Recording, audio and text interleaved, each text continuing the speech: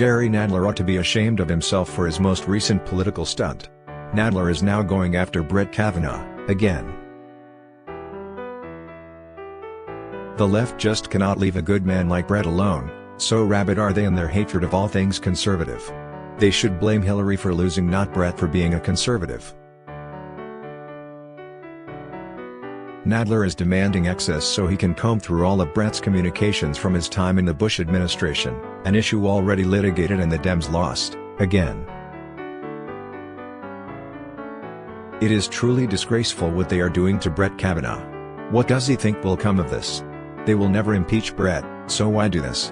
Nadler wrote in his official request, "The business of the Supreme Court has profound implications for the American people and the institutions of our government.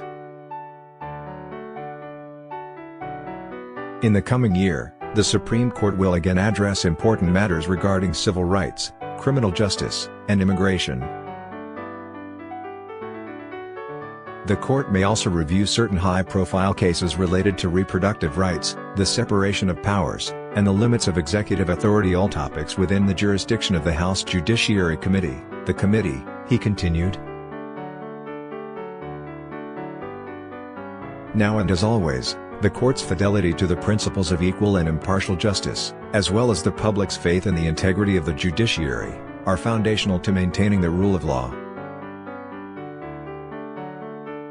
The committee also exercises legislative authority, including investigative and oversight authority, with respect to the judiciary and judicial proceedings, civil and criminal, and federal courts and judges. 1. The committee's jurisdiction encompasses the laws governing judicial ethics and the judicial oath of office, judicial disqualification, and misconduct, and the organization of the Supreme Court. In that capacity, the House Judiciary Subcommittee on Courts, Intellectual Property, and the Internet recently held a hearing to consider possible legislation promoting ethics, accountability, and transparency in the federal courts. 2. As it has in the past, the committee is considering legislative proposals to create a code of conduct for Supreme Court justices.